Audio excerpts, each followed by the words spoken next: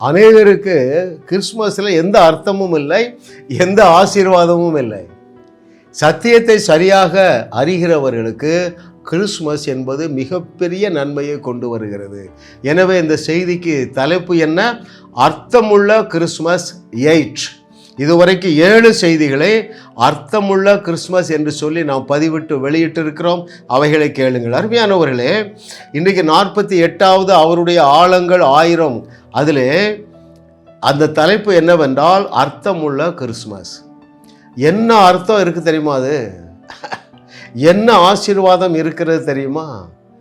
உங்களுக்கும் தேவனுக்கும் பகையை உண்டாக்கி கொண்டிருந்த எல்லா நடுச்சுவர்களும் தகர்க்கப்பட்ட நாள், எல்லா பகைமையும் கொண்டு போடப்பட்ட நாள். அதை நாம் வேதத்திலிருந்து கற்றுக்கொள்ள போகிறோம். அருமையானவர்களே, கிறிஸ்மஸ் என்றாலே கொண்டாட்டம் என்று எல்லாருக்கும் தெரிகிறது இல்லையா?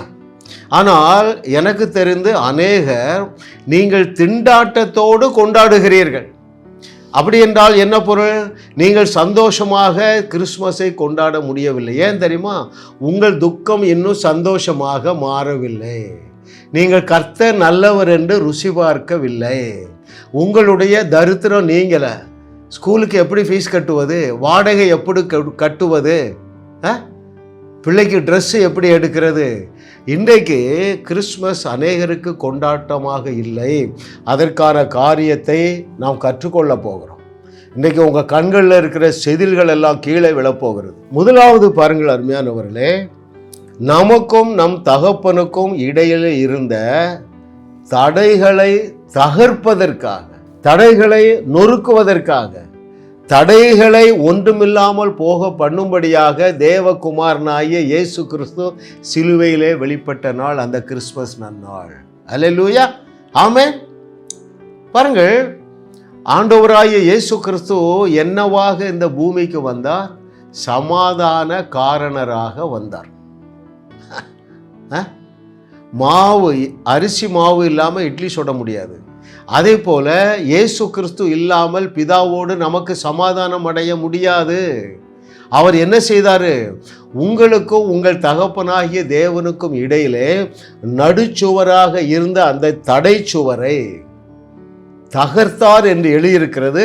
அதை நான் உங்களுக்கு வாசிக்கிறேன். எபேசியர் 2வது அதிகாரம் 14வது வசனத்தில் பாருங்க. முக்கியமான ட்ரூத்துங்க. எதற்காக இயேசு கிறிஸ்து இதை போல ஒரு நாளிலே மாம்சமும் இரத்தமும் உடையவராக மனித அவதாரம் எடுத்தார்? அங்கே எபேசியர் 2வது அதிகாரம் 14வது வசனத்திலே, எப்படி எனில் அவரே நம்முடைய சமாதான காரணராகி. மட்டன் பிரியாணி என்றால் மட்டன் இல்லை என்றால் அது மட்டன் பிரியாணி இல்லை. அப்போ உங்களுக்கும் உங்கள் தகப்பனாகிய தேவனுக்கும் சமாதானம் வேண்டுமென்றால் அங்கே சமாதான காரணராகிய இயேசு கிறிஸ்து தேவை. அதற்காகவே இந்த பூமிக்கு வந்தார். பாருங்கள், இன்னைக்கு தலைப்பு என்ன? தடை சுவர் தகர்க்கப்பட்ட நாள். எப்படி என்று நான் வாசிக்கிறேன். எப்படி எனில் அவரே நம்முடைய சமாதான காரணராகி இரு திறத்தாரையும் ஒன்றாகி. யாரெல்லாம் இரு திறத்தார்? பிதாவாகிய தேவன் ஒரு சைடில், நீங்களும் நானும் மறுபக்கத்தில் இருக்கிறோம்.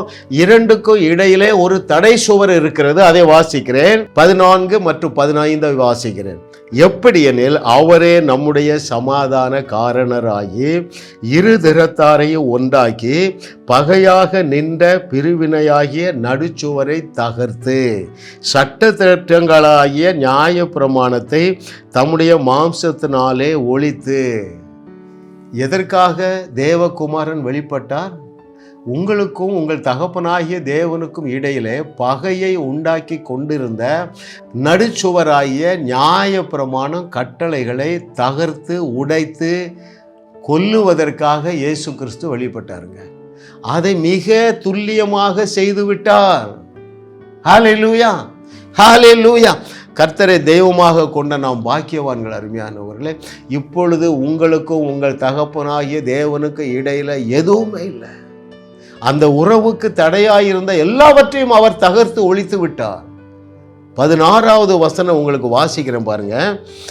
பகையை சிலுவையினாலே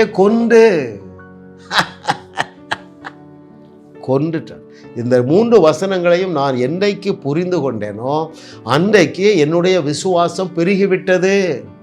ஒரு தவறை செய்யும் பொழுதும் நான் குற்ற உணர்வுக்குள்ளே போகிறதில்லை. ஐயா, நீங்கள் கீழ்ப்படிய வேண்டியது ஒரே ஒரு கட்டளை தான், விசுவாசமாகிய கட்டளைக்கு தான் கீழ்ப்படியது. அவிசுவாசம் மட்டும்தான் பாவம். அருமையானவர்களே, நீங்கள் இந்த வசனத்தை ஏற்றுக்கொள்ளவில்லை என்றால் பாவம் செய்கிறீர்கள். நீங்கள் இப்பொழுது கீழ்ப்படிவதற்கு அங்கே நியாயப்பிரமாணமும் கட்டளையும் இல்லை என்பதற்கு பல வசனங்கள் சான்றுகளாக உள்ளன. இவைகளை நீங்கள் விசுவாசிக்கவில்லை என்றால் நீ என்னங்க விசுவாசி? நீங்கள் அவிசுவாசிகள். வசனத்திற்கும் உங்களுக்கு சம்பந்தம் இல்லைங்க. இன்னைக்கு பவுல் சொன்னதை ஏற்றுக்கொள்ளுகிறவர்கள் விரல் விட்டு எண்ணி விடலாம். பவுல் என்ன சொன்னால், எல்லாம் எனக்கு நன்மைக்கு ஏதுவாக தான் நடக்கிறது, நான் முற்றிலும் ஜெயம் கொண்டவனாக இருக்கிறேன், என்னை பலப்படுத்துகிற கிறிஸ்துவனால எல்லாவற்றையும் எனக்கு செய்ய முடியும். இந்த வெளிப்பாடு உங்களுக்கு இருக்கா? எப்பா, என்னை ஒருத்தர் பலப்படுத்திட்டே இருக்கிறாருப்பா. நான் என்ன செய்வேன்? இந்தியாவில் காஷ்மீர்லேருந்து கன்னியாகுமரி வரைக்கும் நான் சபை நாட்டுவேன். ஏனென்றால் என்னை பலப்படுத்துகிறவர் இன்னார் என்று அறிந்திருக்கிறேன். ஐயா, எருசலேமிலிருந்து இல்லிரிக்க வரைக்கும் இந்த டிஸ்டன்ஸுங்க. கன்னியாகுமரியிலேருந்து காஷ்மீர் வரைக்கும் எவ்வளவு தூரமோ அவ்வளவு தூரமாக பவுலாலே சபைகள் நாட்ட முடிந்தது. காரணம் என்ன தெரியுமா?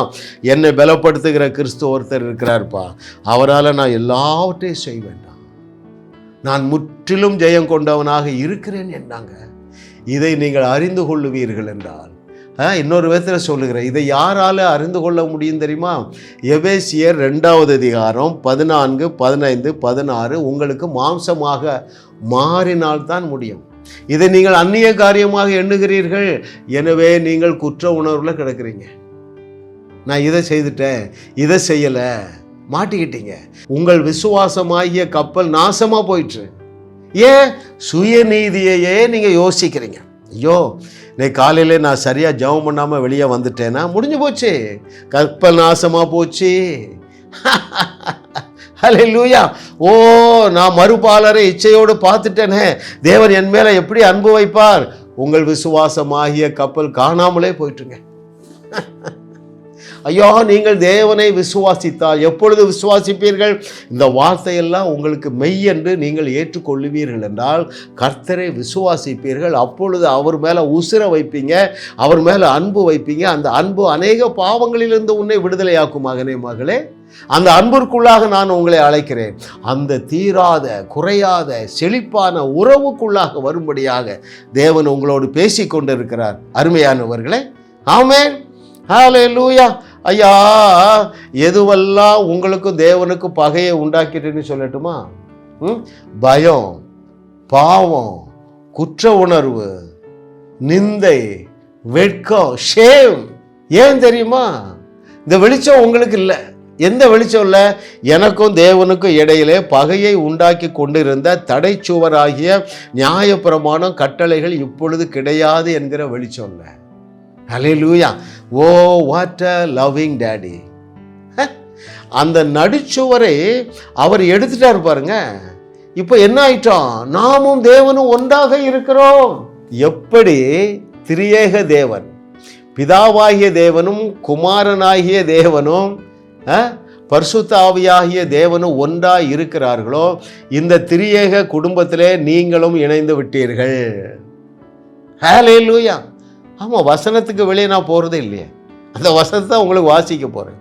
ஐயா, தடைச்சுவராய் இருந்த அந்த நியாயப்பிரமாணத்தையும் கட்டளையையும் அவர் தகர்த்து கொண்டு ஒழித்து விட்டபடியால் அந்த தடைகள் நீக்கப்பட்டது. எனவே நீங்களும் உங்கள் தகப்பனும் ஒன்றாக இருக்கிறீர்கள். அதை வாசிக்கவா உங்களுக்கு? அங்கே யோவான் எழுதின சுவிசேஷம் 17வது அதிகாரம் 21வது வசனம். John's gospel chapter 17 verse 21. அவர்கள் எல்லாரும் ஒன்றாயிருக்கவும், பிதாவே, நீர் என்னை அனுப்பினதே உலகம் விசுவாசிக்கிறதற்காக நீர் என்னிலேயும் நான் உம்மிலேயும் இருக்கிறது போல அவர்கள் எல்லாரும் நம்மில் ஒன்றாயிருக்க வேண்டிக் கொள்ளுகிறேன். ஐயா, இந்த ஜெபத்திற்கு பதில் கேட்கப்பட்டாயிற்று. அருமையானவர்களே. ஆமா, ஹல்லேலூயா. ஓ, வாட் a loving daddy. ஆமாம், கிறிஸ்மஸ் நாளிலே பெத்லெகேமிலே துவங்கின இந்த பயணம் வெற்றிகரமாக கொல்கதா மலைமேட்டிலே நிறைவேற்றப்பட்டதுங்க. ஆமாம், நமக்கு தேவனுக்கு இடையில எதுவுமே கிடையாதுங்க. எந்த அளவு நாமும் அவரும் ஒன்றாயிட்டோம். கர்த்தரை தெய்வமாக கொண்ட நாம் பாக்கியவான்கள். ஏனென்றால் இந்த கிறிஸ்மஸ் நன்னாளிலே தடைச்சுவரை தகர்த்தெறிந்து நம்மையும் நம்முடைய தகப்பனாகிய தேவனையும் ஒன்றாக்க வேண்டிய வேலையை செய்வதற்கு இயேசு கிறிஸ்து பெத்லகேமிலே பிறந்தார். 33.5 வயதிலே அதை கொல்கதா மலைமேட்டிலே மிக சீரும் சிறப்புமாக செய்து முடித்து விட்டார். ஆகேதான் யார் எழுதுறாரு? நம்ம பவுல் எழுதுகிறான். நீங்கள் பரிபூரணமாக்கப்பட்டு இருக்கிறீர்கள். பரிபூரணம் இல்லாத நபரே தேவன் தன்னோடு இணைத்து கொள்ள முடியுமா? முடியாது. ஹல்லேலூயா. கர்த்தரை தெய்வமாக கொண்ட நீங்கள் பாக்கியவான்கள். ஏனென்றால் நீங்கள் உங்கள் தகப்பன் ஒன்றாகவே இருக்கிறீர்கள். ஆகையினால் தான் இயேசு கிறிஸ்து சொன்னார். என்ன சொன்னாரு? நீங்கள் தேவர்களாகவே இருக்கிறீர்கள். ஹல்லேலூயா.